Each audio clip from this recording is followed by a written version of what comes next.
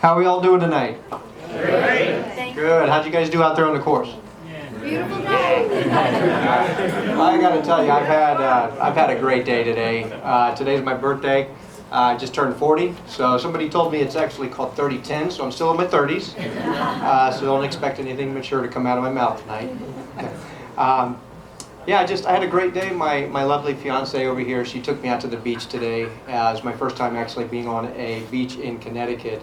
I haven't had the opportunity to get out there, and she actually was able to get the Parks and Rec to get a chair out there for me and take me out there, and it was fabulous. So thank you, sweetie.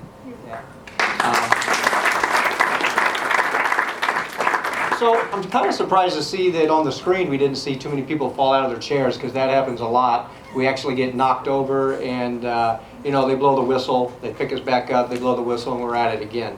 So you kind of have to have the 3 C's in rugby that I call. So you have to have courage, and you have to have confidence, and you got to have a little bit of crazy. So once you have all those, you'll be a pretty good rugby player. I just want to tell you a little bit about myself tonight, and also tell you why the Sports Association is so important to me. Again, my name's Joe Stone. Back in April 28th of 2012, I was living in Orlando, Florida at the time, and I was driving down the highway. Had both my 2 little girls in the car with me, and my youngest daughter, Joly here, says, "Daddy, Daddy, my seatbelt." So I looked back and I saw that she had her seatbelt kind of wrapped around the armrest of her booster seat. So overconfident driver me, I reached back while driving, trying to fix the seatbelt, and wasn't really able to get to it, so I ended up veering off the shoulder of the road. And right before we start flipping down the embankment, I took my seatbelt off at one last ditch effort to reach in the back seat and fix her seatbelt, which I did in the nick of time. And we start tumbling down a hill, and so I woke up to paramedics above me asking me all kind of sorts of questions. And my only question was, where are my daughters?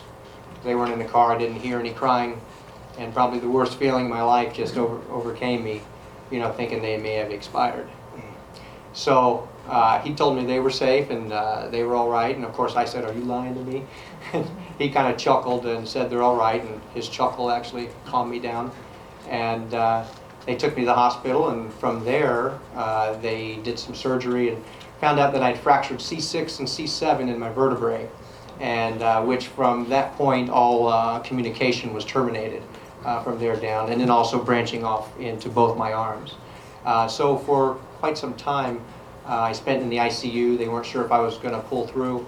My heart rate went down to about 14% pumping, and they actually had to tie this type of belt around me, and basically to keep the blood flow just in the upper body, since the heart couldn't pump all the way down and back up. But excellent team there. They took really good care of me, and before I knew it, I was over in the inpatient therapy room working out with all the therapists, who are like a bunch of drill sergeants with smiles, as I called them. And those guys just really kind of walked me through you know, how to live my life by just using my arms and getting around, carrying myself and getting on. And you know, while you're in there in those kind of circumstances, you start having all kinds of thoughts come into your head, and you know, you ask yourself, what are you going to do now? I was a HVAC technician for 18 years and worked with my hands. That's all I knew. And I said, what am I going to do now? You know.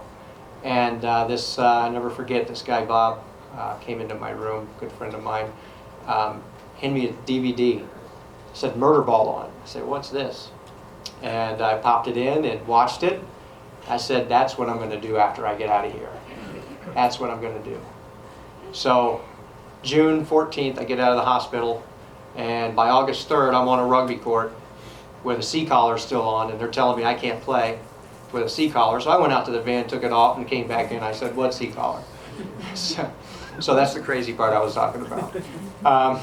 So I started playing the sport, and it brought me back so much into my life. It brought me back my passion. You know, it gave me confidence again. It gave me enough confidence to ask this young lady here one night, you know, for her phone number. Actually, I take that back. She asked me for mine. But